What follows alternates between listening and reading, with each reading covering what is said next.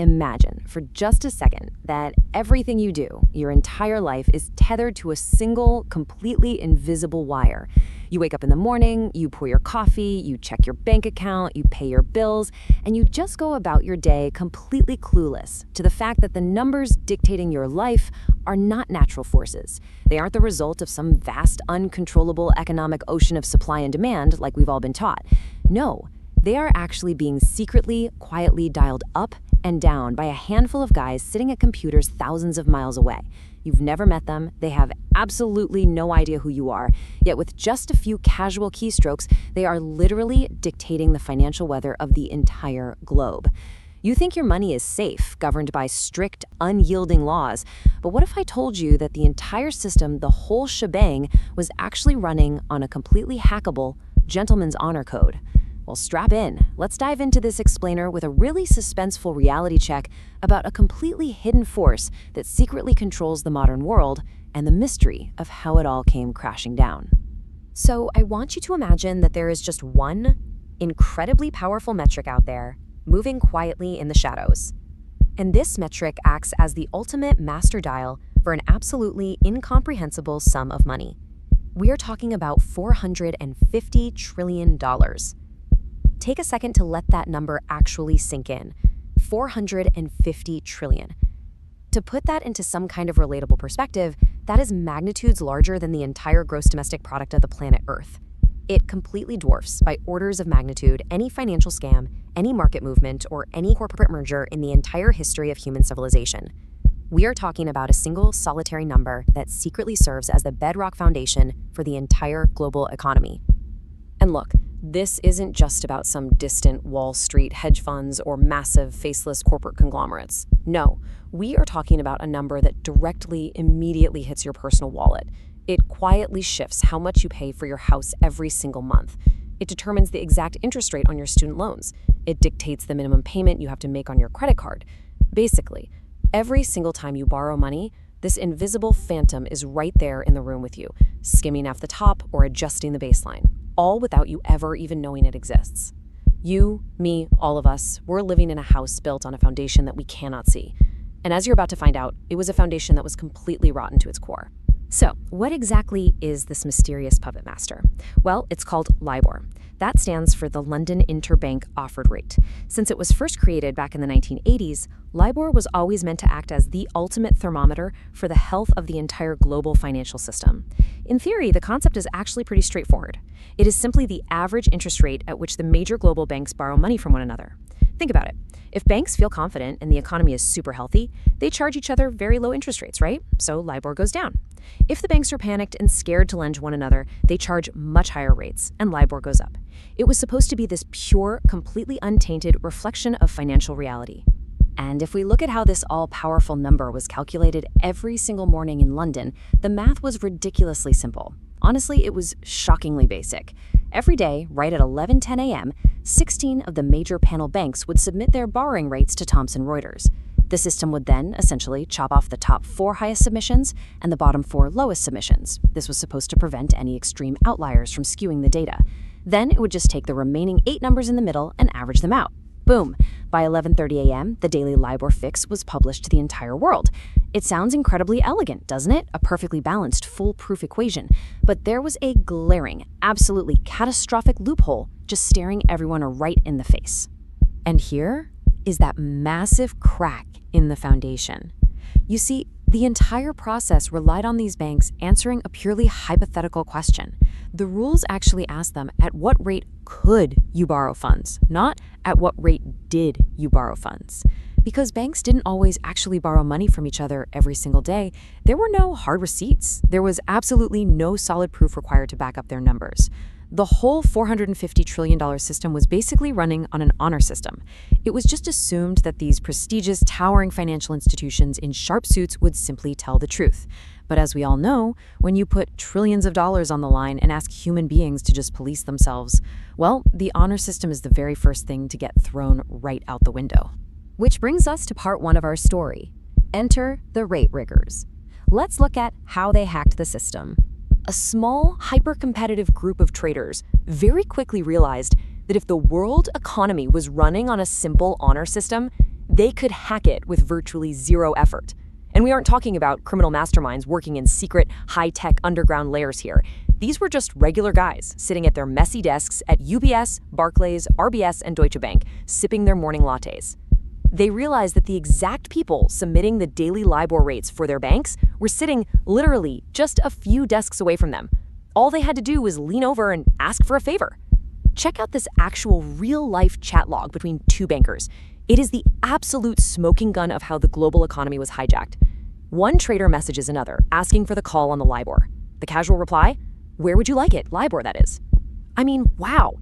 They were treating a massive pillar of global finance exactly like a custom order at a local deli. "Yeah, I'll take a turkey on rye, and hey, can you bump down the 3-month yen Libor while you're at it?" It was just breathtakingly brazen. Now, to really understand their motivation, you have to wrap your head around the sheer scale of the money involved in derivative trading. These particular traders held massive, complex portfolios of financial products that were all tied directly to Libor. So shifting this invisible rate by just one single basis point. Now, a basis point is 1/100th of 1%. It is a completely microscopic fraction that means absolutely nothing to you or me. But to them, shifting it by that tiny amount netted their trading books millions of dollars in instant profit. If you knew for a fact that you could make your team $2 million today just by leaning over to your buddy and saying, "Hey man, submit a slightly higher number today," the temptation would be absolutely overwhelming. And these guys, they surrender to that temptation every single day. And as you'd expect, this wasn't just a minor occasional tweak. It rapidly evolved into a highly lucrative, highly organized global cartel. Traders across different supposedly competing banks started secretly collaborating. They realized that if just one bank altered its submission, the system might discard it as an outlier. But if 3 or 4 banks coordinated their lies together, they could force the final average to move exactly where their trading books needed it to go. So they traded favors. "Hey, I'll help you lower the rate today if you help me raise it tomorrow." The hedge funds were making absolute fortunes, the individual traders were securing massive year-end bonuses, and the entire system was completely rigged. Honestly, it's really hard to overstate the sheer hubris going on here. Look at this real instant message from an RBS trader. They are literally laughing, typing out "ha ha ha" as they successfully manipulate the global economy. They honestly felt invincible. They were literally moving a financial mountain with a simple mouse click. And the craziest part is, they knew perfectly well that their tiny little adjustments were causing counterparties all around the world, we're talking pension funds, small businesses, local governments, to lose money on the other side of those trades. But in the hyper-aggressive, incredibly toxic culture of these trading floors, those victims were just abstract numbers on a screen. All that mattered, the only thing they cared about, was their daily profit and loss statement. And it just kept escalating. It got so brazen that they started developing incredibly sophisticated tactics to manipulate the rate even further. These traders enlisted the help of cash brokers. These are the middlemen who match buyers and sellers in the open market to just throw out fake spoof bids. The brokers would deliberately spread completely false market rumors to other banks, artificially inflating or deflating the perceived cost of borrowing money. Think about that. They were intentionally injecting highly toxic, entirely fake information into the global financial bloodstream for the sole purpose of tricking other panel banks into moving their own submissions in the exact direction the cartel wanted. And the brokers, they actively cheered this massive fraud on. In this chat, you can see a broker telling a trader, "Mate, you're getting bloody good at this Libor game. Think of me when you're on your yacht in Monaco."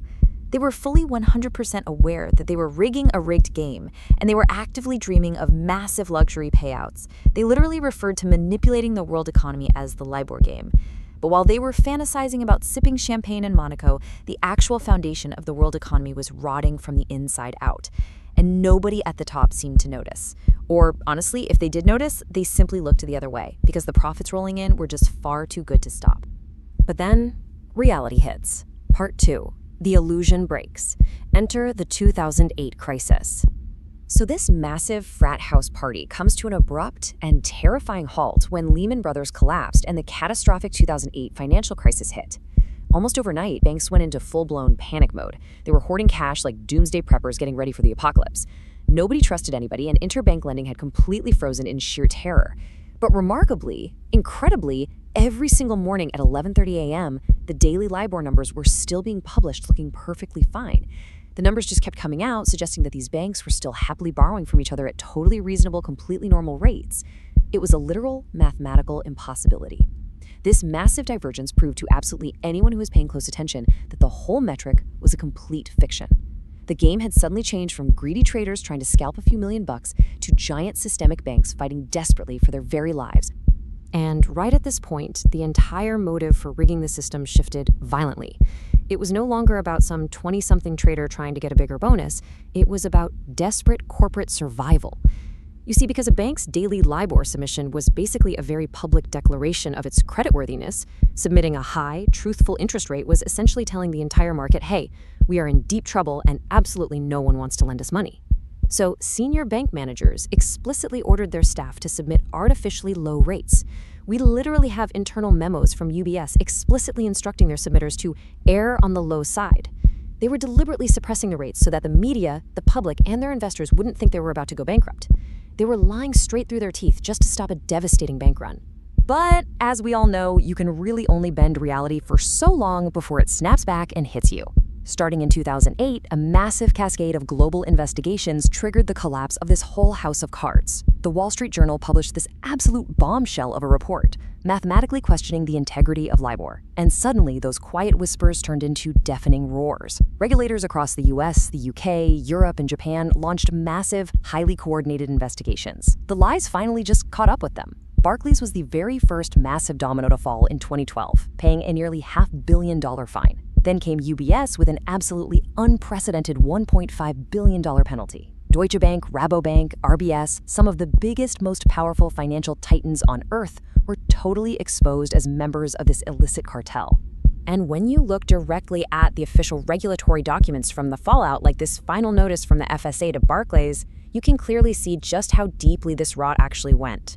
The regulators absolutely slammed the bank for having a deeply ingrained culture of generating profits with absolutely zero regard for market integrity. Their compliance departments had been explicitly warned multiple times over the years, and they did absolutely nothing to stop it. The senior management have literally handed down instructions to manipulate the rate. It became completely undeniable that this wasn't just a few rogue traders acting alone, it was a massive institutional failure of epic proportions. And I want you to remember exactly why this matters to you.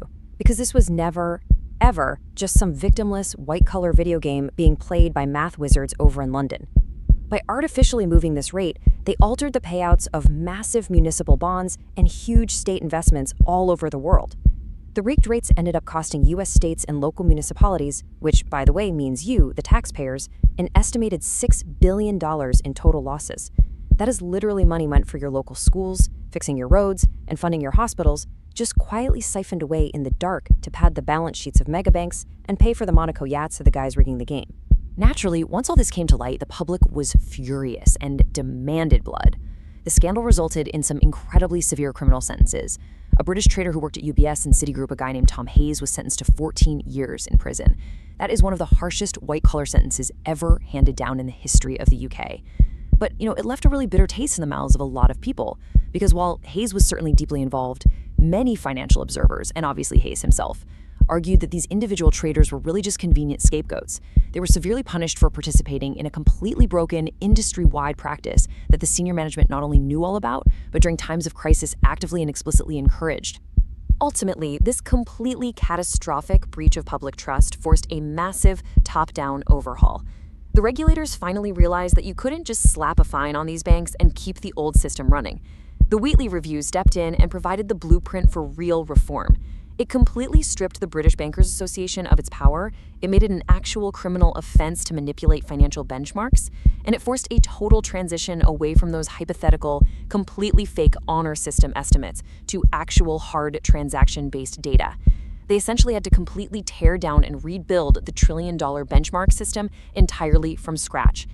So as we close the book on this explainer, you are left to ponder a deeply unsettling question. For decades, the foundation of the world's wealth rested on a simple, completely unchecked honor system, and it was effortlessly hacked by a few guys in a chat room making terrible jokes. Now that we know exactly how easily the world's most important number was corrupted, and just how incredibly long it took anyone in charge to even notice, is our money actually safe from the next invisible exploit? Or is there another master dial hidden somewhere deep in the shadows right now, just waiting to be turned?